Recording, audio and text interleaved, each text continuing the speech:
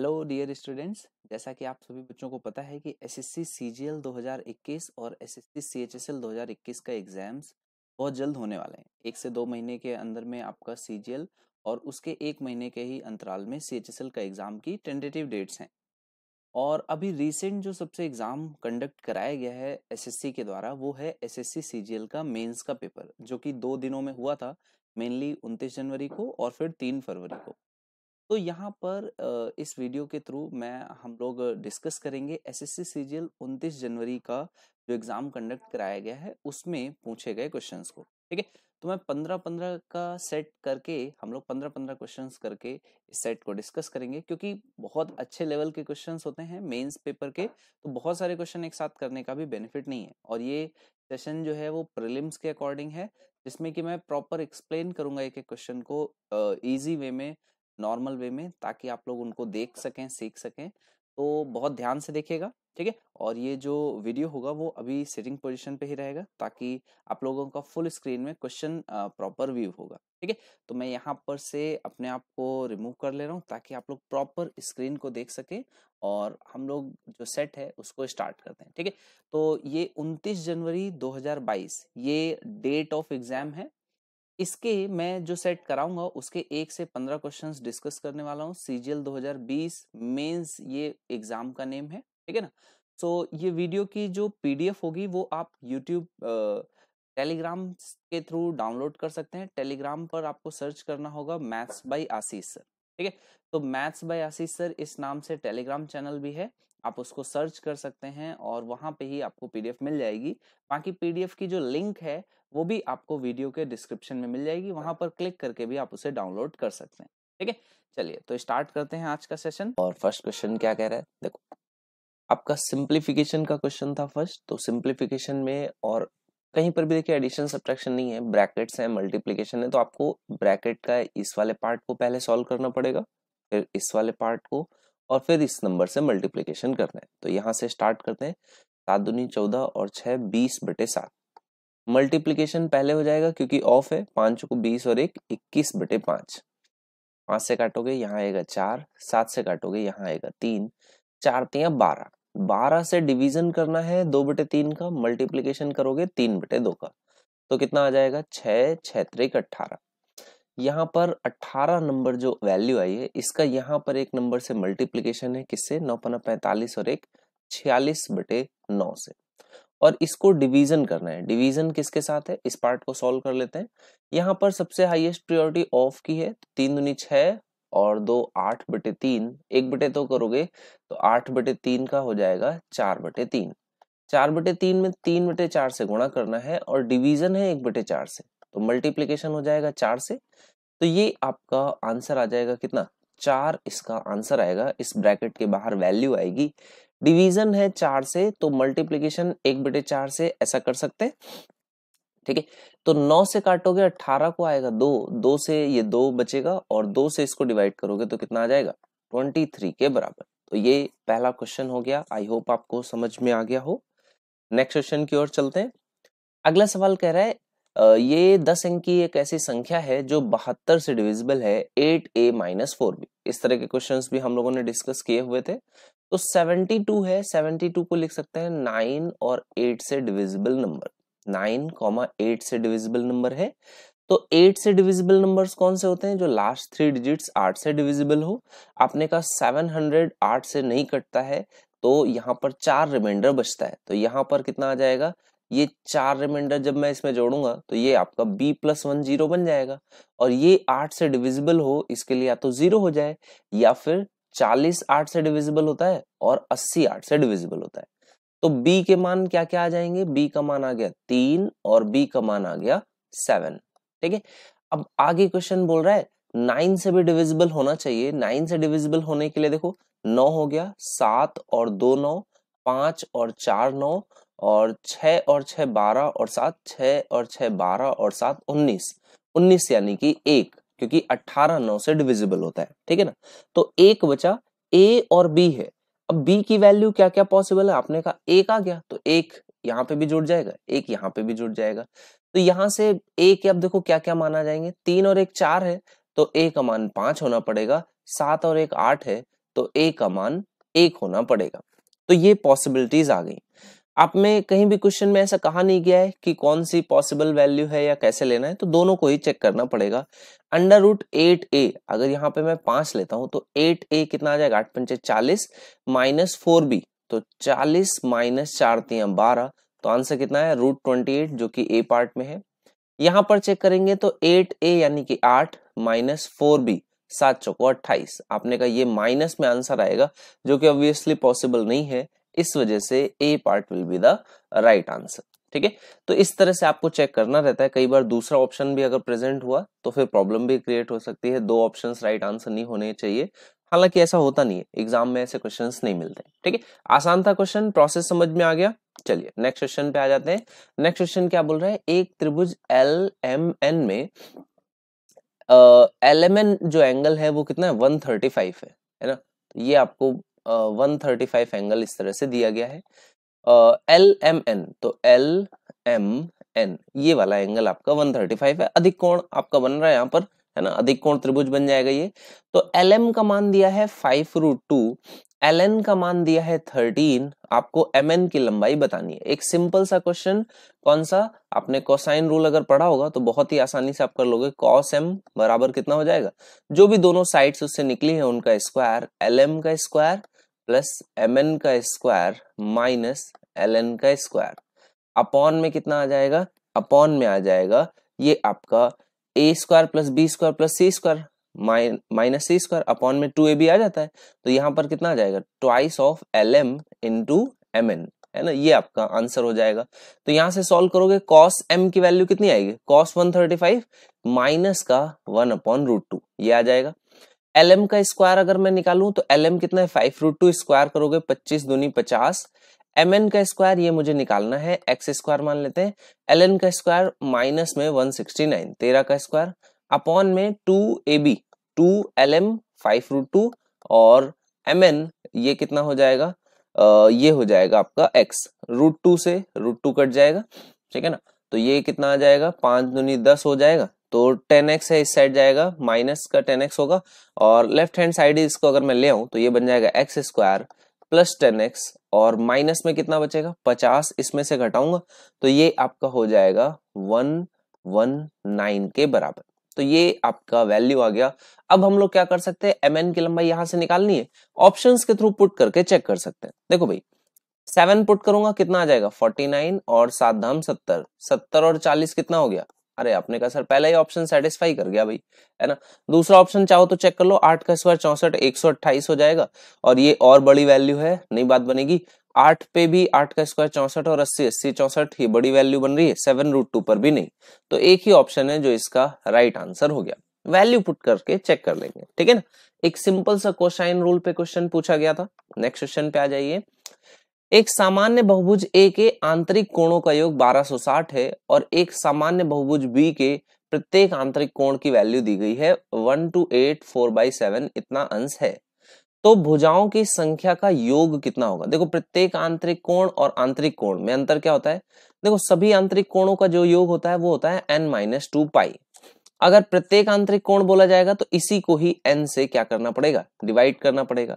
लेकिन सॉल्विंग में अंतर आ जाता है, कैसे, अगर सम दिया है सभी आंतरिक कोणों का तो आपको ऐसे ही करना पड़ेगा।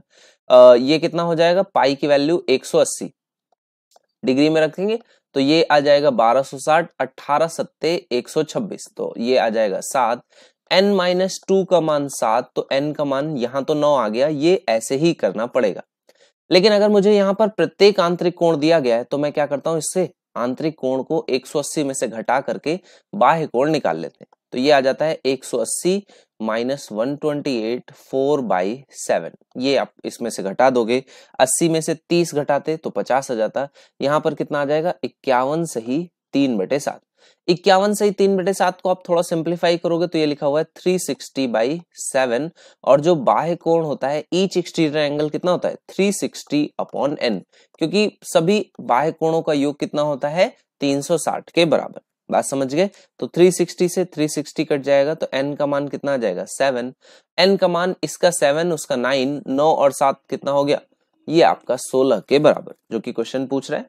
चलिए नेक्स्ट क्वेश्चन पे आ जाइए। बार पर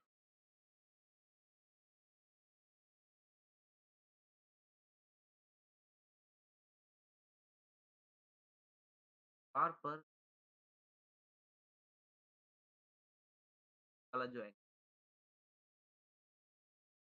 बराबर है, मान लो तो ये हाफ ऑफ एस आर है, आधा है बराबर। तो आपको बताना है क्यू चार, अगर total complete R S S Q का माप आपको बताना है, एंगल 180 माइनस 2 का ये वैल्यू आपको बतानी है। अगर आप पी एस ट्राइंगल को ध्यान से देखें, तो एस को ये वाला जो एंगल है ये क्या है, एक्सटीरियर एंगल है, बाह्य कोण, और ये बाकी दोनों अंतः कोणों बराबर होगा। वाला एंगल हमें पता है कि 78 40 हो जाएगा, 40 एक 10 एक तो 22 122 का 80 में घटा दोगे कितना आ जाएगा, 80 में घटाओगे तो आएगा 70 और घटा दो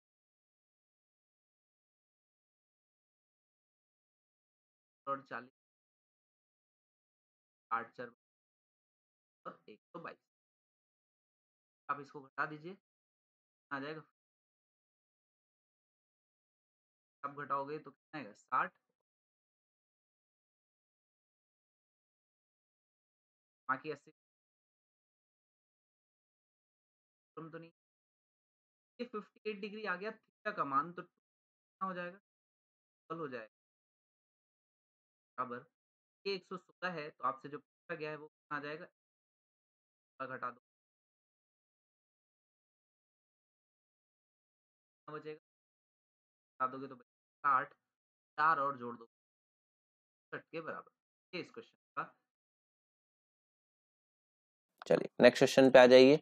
नेक्स्ट क्वेश्चन क्या बोल रहा है, ए एक निश्चित चाल से 240 किलोमीटर की दूरी तय करता है, यदि उसकी चाल 8 किलोमीटर कम होती तो उसी दूरी को तय करने में उसे 1 घंटा अधिक लगता। ठीक है ना। तो यहाँ पर आप इसको दो तरीके से कर सकते हो, या तो डिस्टेंस फॉर्मूला लगा लो, सबसे बेस्ट रहेगा कि स्पीड मान लिया, स्पीड -8, तो यहाँ पर डिफरेंस कितने का आ गया 8 का, तो 1 घंटा लगता, तो ये 1 घंटा ये बराबर हो गया 240 के। तो ये 8 इस साइड आ जाएगा, है ना, तो ये कितना हो जाएगा 8 गुणे 240। तो ओरिजिनल स्पीड अब आप यहां से निकाल सकते हैं, कितनी आ जाएगी, एस माइनस 8 बराबर 8 गुणे 240 है। 240 को कितना लिख सकता हूँ, ऐसे दो नंबर्स जिनमें 8 का डिफरेंस हो, ऐसे अब मुझे बनाना है। तो जीरो तो देखो सभी में रहना ही चाहिए, नहीं तो जीरो अगर रहेगा तो फिर बात नहीं बनेगी ना। 8 किलोमीटर आपको कम करना पड़ेगा, तो इसको देखो भाई ब्रेक करते हैं, तो ये कितना लिखा हुआ है 8 गुणे 3 है, और जीरो को ब्रेक कर सकते हैं 2 गुणे 5 में, ठीक है ना। तो कितना आ जाएगा 8 पंचे 40 और 8 छंग 48। देखो ये बन गया आपका, इस 8 का गुणा किया 5 में और बाकी नंबर्स को ऐसे मल्टीप्लाई कर लिया, तो ये कितना हो गया 40 और 48। तो ओरिजिनल स्पीड उसकी कितनी है, ओरिजिनल स्पीड उसकी 48 है, बाद में इसमें 8 की कमी कर देते हैं तो ये आ जाती है 40 के बराबर। ठीक है, तो मूल चाल कितनी है उसकी 48, और कितना हमें ट्रैवल करना है 480 किलोमीटर, तो 48 से 48 कट जाएगा, कितना आ जाएगा 10 के बराबर। ये उसकी मूल चाल से 480 किलोमीटर की दूरी तय करने में लगने वाला समय हो गया। ठीक है ना, क्लियर हो गया, समझ में आ गया। चलिए नेक्स्ट क्वेश्चन पे आ जाए। ओके, नेक्स्ट क्वेश्चन पे आ जाइए। नेक्स्ट क्वेश्चन आपका एक बेसिक ट्रिग्नोमेट्रिक का क्वेश्चन है, जिसमें कि अगर आप कॉम्प्लीमेंट्री एंगल्स को अच्छे से जानते हैं तो बड़े आसानी से कर सकते हैं। देखो cot 43 को मैं क्या लिख सकता हूँ tan 43, cot 47 को tan 43 लिख सकता हूँ।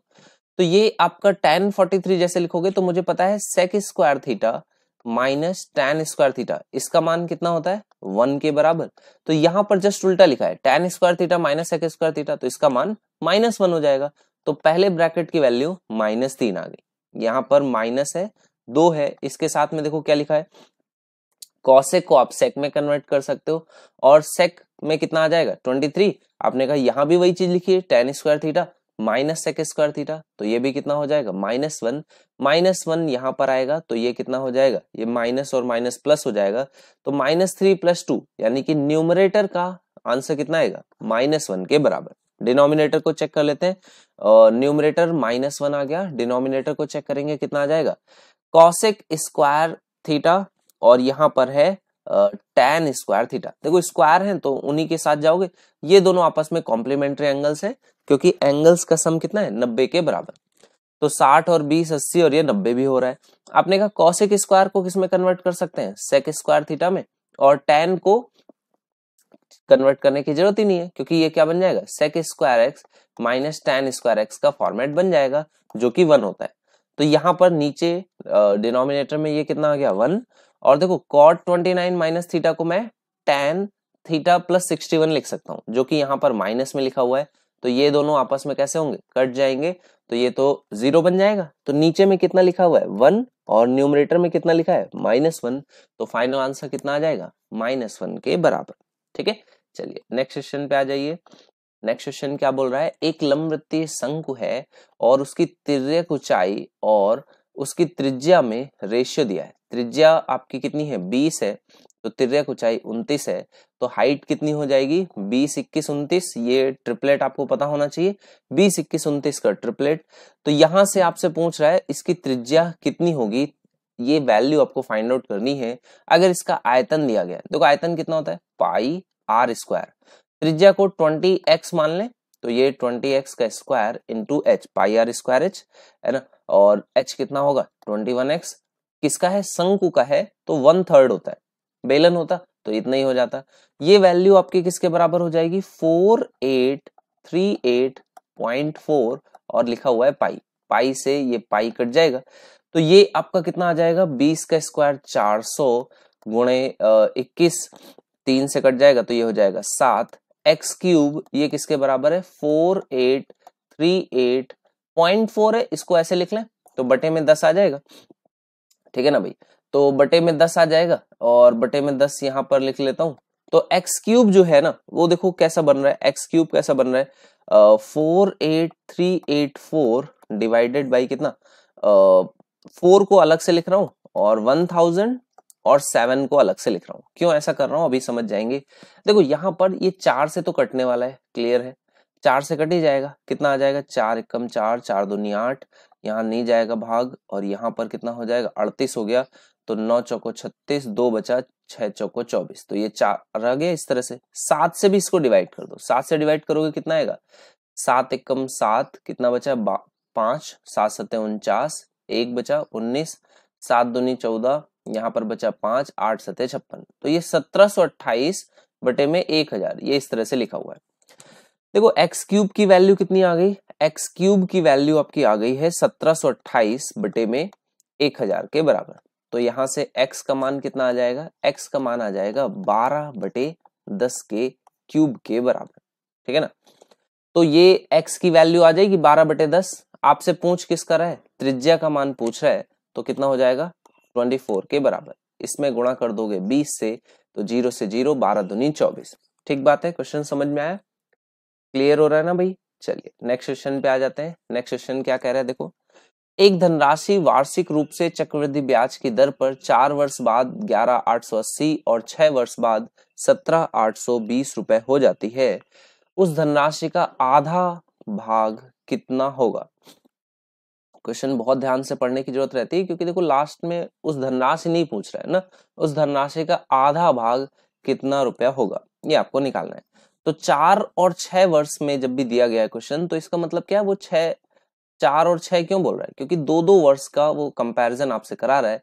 2-2 वर्ष का कंपैरिजन कराएगा तो उससे क्या फायदा होगा, आप एक बार यहाँ से रेशियो निकाल लोगे, इस रेशियो को 2 बार और अप्लाई करोगे, तो ये आप प्रिंसिपल तक पहुंच जाओगे। यहाँ पर आपको जो क्वेश्चन दिया गया है वो कैसे दिया गया है, जो क्वेश्चन आपको यहाँ पर दिया गया है वो 1188 से कहां पर जा रहे हैं 1782।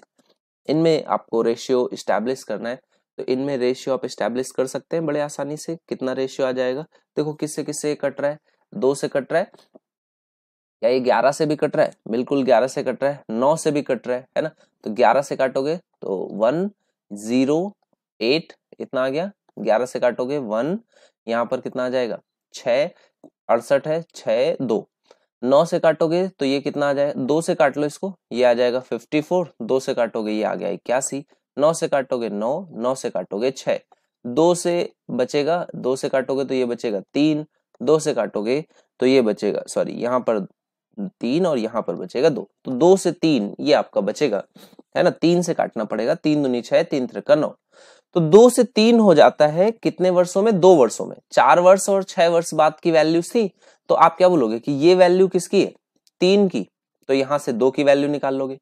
फिर ये जो वैल्यू आएगी ये फिर से किसकी होगी, 3 की, तो 2 की वैल्यू निकाल लोगे। तो बेसिकली हमें करना क्या है, 1188 को ये 3 की वैल्यू है तो 2 की वैल्यू निकालनी है, फिर से ये 3 की वैल्यू होगी, 2 की वैल्यू निकालनी होगी, है ना। तो 9 से इसको डिवाइड कर देना है, 9 से डिवाइड करोगे तो कितना आएगा, 9 एकम 9, यहाँ पर बचेगा 2, 28, 9 त्रिक 27 और 9 दूनी 18, 132, और इसका गुणा करना है कितने से, 4 से। इसका गुणा 4 से करोगे तो कितना आंसर आ जाएगा, ये आपका आ जाएगा 4 दूनी 8 और 13 26 13 43 13 चौको 52, तो ये आपका 528, ये आपका आंसर आ जाएगा। एक जीरो कम था तो एक जीरो आप लगा लोगे। अब आप सोचोगे कि यहां से तो आंसर ही नहीं आ रहा है कि नहीं भाई, यहां तक तो आंसर निकाल लिया लेकिन आंसर तो आ नहीं रहा है। तो क्यों आंसर नहीं आ रहा है, क्योंकि उस धनराशि का आधा भाग पूछा है। आधा भाग कैसे निकलेगा, 5280 है, इसका हाफ कर दोगे, 52 का आधा 26 और ये आ जाएगा 40। समझ में आया क्वेश्चन, बढ़िया क्वेश्चन था, क्लियर हो गया। देखो हर जगह हम लोगों ने एक जीरो को हटाया था तो एक जीरो फाइनली आंसर में भी रहेगा, तो एक जीरो लगा लिया और फाइनल आपको क्या करना है, उस धनराशि का आधा भाग निकालना है। इस तरह से हम लोग क्वेश्चन को सॉल्व कर लेंगे। नेक्स्ट क्वेश्चन डाटा इंटरप्रिटेशन का है। क्या कह रहा है, 2017 में देश में एक्स और, है ना, एक्स कौन सा है, पहला वाई बीच का और जेड राइट मोस्ट, ठीक है। तो देश एक्स और 2020 में देश वाई, 2017 में देश एक्स यानी कि ये, और 2020 में देश वाई यानी कि आपका ये मिडिल नंबर द्वारा उर्वरकों का कुल उत्पादन, तो कुल उत्पादन कितना है, 236 और 334, 3 2 500 और 30 और 30 60 और ये 70, तो 570। और 2019 में देश जेड द्वारा किए गए उर्वरक, तो 2019 में देश जेड द्वारा किए गए कितने, 380, तो ये आ गया 19 दूनी 38, 19 तिया 57, तो ये आपका आंसर है 3 और 2 का अनुपात है। क्वेश्चंस इतने आसान भी थे कुछ कुछ, ठीक है। चलिए नेक्स्ट क्वेश्चन पे आ जाइए। ओके ये क्वेश्चन क्या कह रहा है, एक यदि if an article is sold for 355, यहाँ पर एक है ना, यदि एक वस्तु 355 रुपए में बेची जाती है तो 29% की हानि होती है, 31% का लाभ लेने के लिए इसे कितने में बेचना चाहिए। देखो 100 रुपए अगर मेरा कॉस्ट प्राइस होगा तो 29 की हानि मतलब कितना हो गया, 71, तो 71 से आप इसको देखोगे तो 355 5 से गुणा किया जा रहा है, तो मुझे कितने का लाभ चाहिए, 31% का, यानी 131 में तो 5 से गुणा करोगे तो कितना आ जाएगा, 13 पचे 65। किस कीमत पे बेचा जाना चाहिए, 655 will be the right answer. चलिए नेक्स्ट क्वेश्चन पे आ जाइए। एक गोले का पृष्ठीय क्षेत्रफल, देखो ये क्वेश्चन आपका बढ़िया है ना, यहाँ पर क्योंकि दशमलव है और फाइनली भी क्या बोल रहा है, एक स्थान तक सही, तो ऐसे क्वेश्चंस में थोड़ा सा समय लगता है। गोले का पृष्ठीय क्षेत्रफल कितना होता है, 4 पाई आर स्क्वायर, ये किसके बराबर दिया है, 221.76 के। आपको क्या बताना है, इसका आयतन दशमलव में कितना होगा, देखो इसको 4 से डिवाइड कर दो, क्या होगा उससे देखते हैं। 4 से डिवाइड करोगे कितनी बार जाएगा, 5 चौको 20, है ना, और यहाँ पर बचेगा 2, फिर से 21 हो गया, कितनी बार जाएगा, 5 बार जाएगा। ओके फिर से एक बचेगा, दशमलव है 17, तो 4 चौको 16 और 4 चौको 16, 55.44, ये किसकी वैल्यू आ गई, पाई आर स्क्वायर की। पाई कितना होता है, 22/7, तो इसको लिखेंगे 22 बटे में आएगा 7, तो 11 से सीधे से दिख रहा है कटते हुए, तो ये हो जाएगा 2, 11 से काटेंगे तो वो कितनी बार जाएगा, 5 बार, दशमलव यहाँ 0 लगेगा और ये जाएगा 4 बार, 5.04 आ गया। तो आर स्क्वायर का मान देखो कितना आएगा, आर स्क्वायर का मान इसमें 7 से गुणा करेंगे तो कितना आएगा, 7 चौको 28 और 7 पना 35, 3528 और बटे में 2 आएगा, तो 2 से डिवाइड कर दो इसको जरा, तो कितना आ जाएगा देखो, 17 दूनी 34 और ये आएगा 6 और यहाँ पर 2 से डिवाइड करोगे आएगा तो 64, तो ये आपका रेडियस के स्क्वायर की वैल्यू कितनी आ गई भी, 17.64 के बराबर। और 1764 अगर आपको पता हो कि इसका स्क्वायर होता है, देखो 40 का अगर मैं स्क्वायर करता हूं तो कितना आता है 1600 के बराबर, और अगर 45 का स्क्वायर करता हूं तो कितना आता है आपको पता है 20-25 हो जाता है। तो ये इसके बीच में नंबर होता है 1764, ये तो मैं कह सकता हूं। और इसमें 2 का स्क्वायर ही 4 बनता है, तो ये किसका है 42 का स्क्वायर है ना। तो ये रेडियस की वैल्यू कितनी आ गई 4.2 के बराबर। तो आपको क्या पूछ रहा है, आपको बताना है आयतन बताना है, और इसका आयतन कितना होता है 4/3 पाई, पाई यानी कि 22/7 रेडियस का क्यूब। रेडियस का क्यूब कैसे निकालोगे, रेडियस का स्क्वायर 4.2 और इसमें मल्टीप्लाई करोगे 17.64, ये रेडियस का क्यूब हो गया, ठीक है ना। तो 7×3 = 21, 21 से 42 को काटोगे दशमलव में 2 आ जाएगा, और अप्रोक्सीमेट आंसर बताना है दशमलव के एक स्थान तक सही। तो इसको सॉल्व करेंगे, और देखो यहाँ पर 4 दूनी 8, 0.8 आ जाएगा, और 8 का गुणा करोगे तो 176, अराउंड में इतना ही आ जाएगा। तो 17.6 और 17.64 ये नंबर्स हैं जो आपको मल्टीप्लाई करना है। लगभग ये 17 से बड़ा है और 18 से छोटा है ना। अगर मैं 175 इसका या 17.5 का स्क्वायर निकालूं तो इससे तो बड़ी वैल्यू आएगी। तो इसका स्क्वायर कितना आता है, देखो 5 का स्क्वायर 25 हो गया, है ना। और 17 का गुणा 18 से करना पड़ेगा, तो 17 का गुणा 18 से करोगे तो 17 का स्क्वायर 289, और एक बार 17 जोड़ दोगे तो ये कितना हो जाएगा 306। तो ये आपका वैल्यू बन जाएगा 306। तो 306.2 अब इससे बड़ा होगा, ठीक है ना। और इससे कितना बड़ा होगा, बहुत ही थोड़ा सा इससे बड़ा होना चाहिए। 306.2 से थोड़ा सा बड़ा जो नंबर रहेगा तो वो कितना आएगा 310 के अराउंड आएगा, क्योंकि हम लोगों ने 17.5 की वैल्यू को निकाला है। देखो अब ये कैलकुलेशन ठीक ठाक कैलकुलेशन है भाई, एग्जाम में इतनी कैलकुलेशन आप कर पाए ये पॉसिबल थोड़ा सा कम रहता है। तो इसलिए स्टार्टिंग में ऐसे क्वेश्चन को क्या करना है, आपको स्किप करना है। स्टार्टिंग में इसको सॉल्व करने की जरूरत नहीं है, ठीक है। बाद में आप जरूर इसको कर सकते हो अगर आपके पास टाइम बचता है ना। बाकी पूरा आप इसमें कुछ और ऐसा सच नहीं कर सकते हैं, क्योंकि देखो ये आर स्क्वायर का फॉर्मेट आपको यहाँ पर गिवन है, और जो पूछा जा रहा है वो क्या पूछा जा रहा है 4/3 पाई आर क्यूब आयतन आपसे पूछा जा रहा है ना। तो इसको आपको सॉल्व करना ही पड़ेगा, जितना आप करते जाओगे उतना ही तेजी से सॉल्व होता जाएगा, लेकिन टाइम टेकिंग क्वेश्चन बन जाएगा, ठीक है। चलिए नेक्स्ट क्वेश्चन पे आ जाइए। नेक्स्ट क्वेश्चन आपका डीआई का है, 2 पाई चार्ट्स दिए गए हैं। आपको बताना है स्थान का उस स्थान से परीक्षा में शामिल होने वाले छात्रों की तुलना में वाले छात्र दूसरा सर्वोच्च है, तो हाईएस्ट आपको बताना है और फिर सेकंड हाईएस्ट। यहाँ पर देख आपको कैलकुलेट करना पड़ेगा, यहाँ पर अपीयर्ड स्टूडेंट और यहाँ पर पास्ड स्टूडेंट। तो आप कैलकुलेशन क्या करनी पड़ेगी, अपीयर्ड यानी कि ये टोटल नंबर है, पास हुई आपको बताना होगा। आपके पास ऑप्शंस तो से स्टार्ट करते हैं, ठीक। यहाँ पर अगर मैं फर्स्ट वन देखूं कितने 1200 टोटल है, इसका कितना 54 डिग्री, 54 डिग्री। डिग्री की वजह से क्या करना पड़ेगा, 160 से डिवाइड करना पड़ेगा। ओके, तो ये नंबर ऑफ स्टूडेंट्स अपीयर्ड हो गया, और पास्ट ये कितना है 900 का 18%, 900 का 18% 18 बटे में कितना आएगा 100 आएगा, बटे में 100 आ जाएगा। और इसमें आपको गुणा करना पड़ेगा 100 से, ये आपका परसेंट जो पास होते हैं का परसेंट आपको ऐसे बताएगा। तो देखो भाई यहाँ पर कैसे 9 × 18 ऐसे 9 हर बार मुझे यूज करना पड़ेगा पर करनी है, तो आप शॉर्टकट देख सकते हैं 9 का गुणा कितने, यहाँ पर जो परसेंट में साइन है यहाँ पर आप कितना लिख सकते हैं 12 से कट जाता है आता है 3।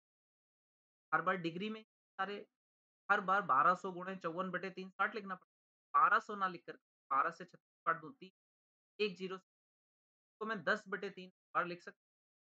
देन मैं इसको सॉल्व करता हूँ तो देखो 1 काटोगे कितना आएगा 18 36 18 से 18 कट जाएगा, एक जीरो का कट जाएगा, कितना बच रहा है 9 और एक, यानी 90%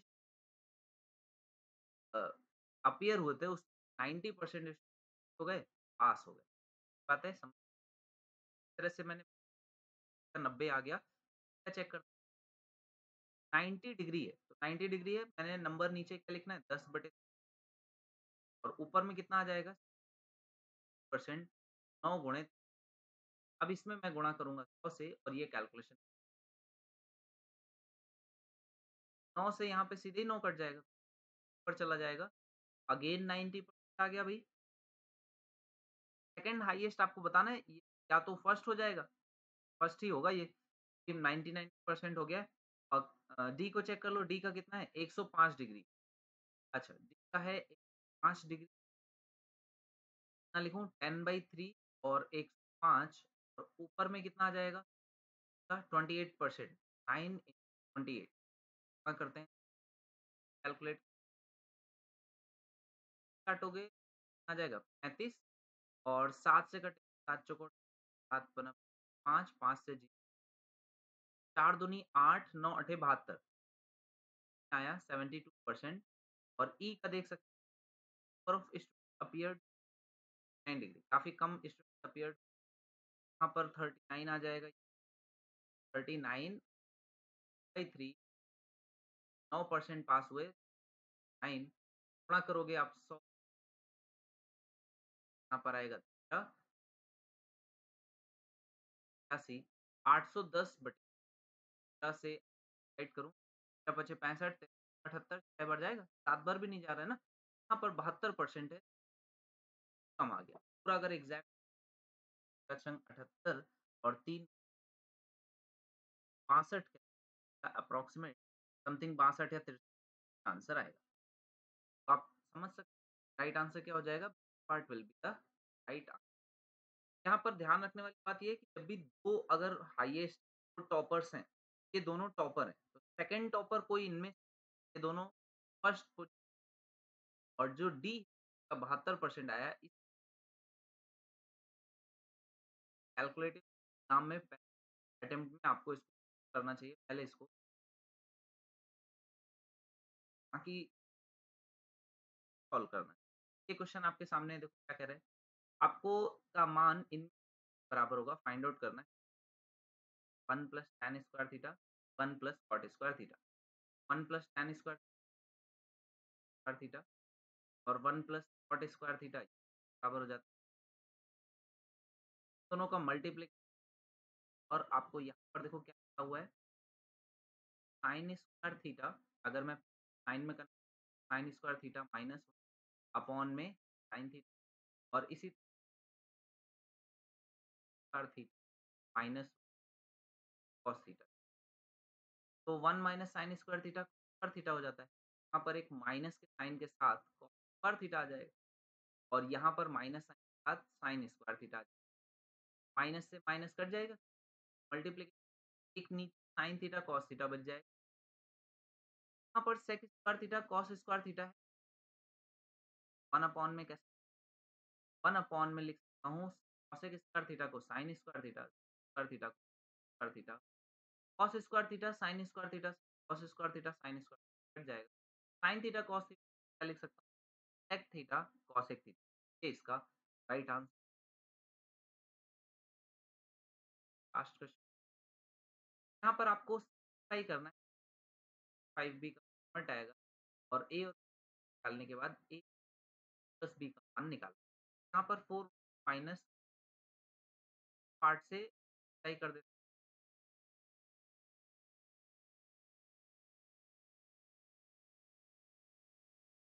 22, और नीचे में आ जाएगा 4 हो जाएगा, 4 का स्क्वायर इस माइनस यहाँ पर कितना आ जाएगा, आ जाएगा 4 होगा तो 32 में आ जाएगा माइनस रूट 5 नहीं। अच्छा, यहाँ पर आप इसको मल्टीप्लाई वाला पार्ट तो पे 22 का आप 4 से करो 80 हो जाएगा, और यहाँ पर कितना, यहाँ पर देखो 22 तो बाहर रहेगा अंडर रूट के बाहर, और जो 2 है ना ये अंदर चला जाएगा, कितना हो जाएगा 5 आ गया 9 माइनस। अच्छा, इस पार्ट को आप थोड़ा सा चाहो तो ओपन कर सकते हो, 5 है ये भी 5 और 1, तो इसको मैं रूट 5 प्लस 1 का होल स्क्वायर भी लिख सकता हूँ, और ये जैसे लिखूँ अंडर रूट के बाहर आ जाएगा, ये लिखा हुआ है रूट 5 प्लस 1, तो √5 + 1 है तो 22 से मल्टीप्लाई होगा, ये कितना बनेगा 5 + 1 है तो 22 इसमें जोड़ देंगे, यहाँ पर कितना आ जाएगा और 2 8 और 2 7 और 2 190 प्लस 25 अपॉन में कितना आ गया 29 माइनस √5 ये आ गया। तो 29 माइनस √29 प्लस √, तो ये कितना बनेगा आपका 9 5 आ जाएगा प्लस यहाँ पर a square minus b square आ जाएगा, स्क्वायर कितना हो जाएगा 41 और माइनस 5 आपकी वैल्यू, और यहाँ पर कितना आ जाएगा ऊपर में देखो काफी कैलकुलेटिव होता जा रहा है। 29 है और इसका मल्टीप्लिकेशन करना है 198 में। 29 का अगर 200 में गुणा करूं 29 दूनी 58 तो ये 5800 हो जाएगा। तो 5800 माइनस 58 ये आने वाला है, ठीक है ना भाई। और 29 का गुणा 22 में करने पर ये आपका आएगा 29 गुणे 22 इतना √5, ठीक है ना। और ये कैसा प्लस में रहेगा, यहाँ पर √5 का जब मैं गुणा करूंगा 198 में तो ये 198 √5 इतना आएगा, और प्लस में इसमें जब गुणा करूंगा 22 √5 में तो 22 गुणे 5 110 आएगा। तो ये प्लस में 110 ये आपका आने वाला है। तो 110 में से 58 घटा दो कितना आ जाएगा 60, अगर मैं घटाता तो कितना हो जाता, ये हो जाता 50 के बराबर, और 2 और जुड़ जाएगा तो ये कितना हो जाएगा आपका 52 के बराबर। तो ये वैल्यू आपकी कितनी बन गई 5852, ठीक है ना। और यहां पर देखो इन दोनों में 22 कॉमन है, ठीक है ना।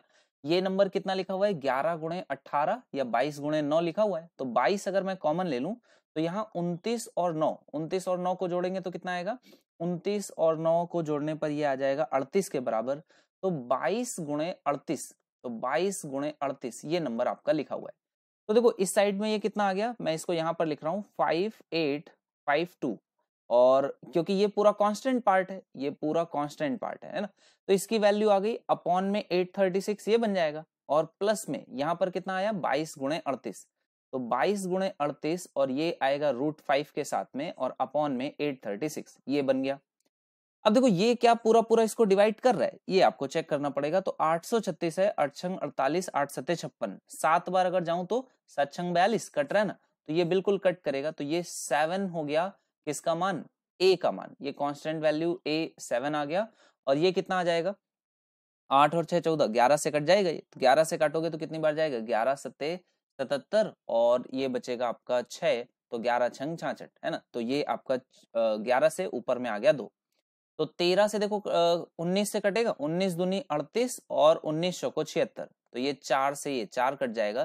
तो ये आपका जब इसको मल्टीप्लाई करोगे तो ये 836 ही बनने वाला है, तो ये आपका पूरा ही पूरा कट गया। तो ये नंबर क्या बन गया 7 प्लस √5 की तरह, तो 7 प्लस √5 हो गया। तो a का मान कितना आ गया, a का मान आ गया 7, और b का मान कितना आ गया, b का मान आ गया 1। तो ए बी मतलब कितना हो जाएगा 7, और a प्लस बी मतलब कितना हो जाएगा 8, तो 7:8 ये इसका आंसर आने वाला है 7:8, यानी कि C part will be the right answer. समझ में आ गया, क्वेश्चन क्लियर हो गया। तो इस तरह का इस लेवल का क्वेश्चंस आपके एग्जाम में पूछे गए हैं, जो कि आप देख सकते हो, काफी बढ़िया क्वेश्चंस है ना। चलिए, तो आप सभी को पता है कि मैं अनअकैडमी पे भी रेगुलरली सेशंस लेता हूँ, लाइव रहता हूँ, तो आप वहां पर भी मेरे सेशंस को ज्वाइन कर सकते हैं, ठीक है। और रेगुलरली आप लोग एनरोल कर सकते हैं, जो सेशंस है 7 PM पर इस टाइम पर होते हैं। आपको अनअकैडमी ऐप पर बहुत सारे फीचर्स मिलते हैं, जैसे आस्क अ डाउट का फीचर है, आप टेस्ट सीरीज अटेम्प्ट कर सकते हैं for free, students also there is test series, ठीक है। और संडे टू संडे कॉम्बैट एक एग्जाम होता है जो कि आप अटेंड करते हो, और अगर बहुत अच्छी रैंक रहती है तो आपको एसएससी का scholarship free of cost 1 year के लिए मिलता है, ठीक है। अच्छा, एक और जो बड़ी अनाउंसमेंट है, इस आने वाली 27 फरवरी को एसएससी एक बहुत बड़ा स्कॉलरशिप टेस्ट कंडक्ट कराने वाली है, जिसमें अगर आप रैंक 1 लेकर के आते हो तो आपको लैपटॉप, रैंक 2 to 6 पर स्मार्टफोन, और 7 to 16 पर JBL का एयरपॉड्स मिलने वाला है वायरलेस। तो आप अगर इनमें से कुछ भी चाहते हैं तो आप अभी से इनरोल कर सकते हैं गवर्नमेंट एग्जाम से स्कॉलरशिप टेस्ट में, जिसकी लिंक मैं आपको वीडियो के डिस्क्रिप्शन बॉक्स में डाल दिया हूँ। आप एनरोल कर सकते हैं, और इस मेरा कोड जरूर यूज करिएगा, आशीष.तिवारी। इस कोड के साथ आप एनरोल कर सकते हैं और 27 फेब को तैयार रहिएगा। एक टेस्ट होगा जो कि बहुत अच्छा टेस्ट होगा, आपके एग्जाम की तरह टेस्ट होगा, और इसमें आप अगर अच्छा परफॉर्म करते हैं तो आपको इनमें से कुछ एक प्राइज भी मिल सकता है। 400 लकी विनर्स को अनअकैडमी स्कॉलरशिप भी मिलेगी और 300 लकी विनर्स को 1000 का अमेजन का गिफ्ट वाउचर भी मिलेगा। ठीक है, चलिए तो मिलते हैं नेक्स्ट सेशन में। Thank you so much, take care, bye bye.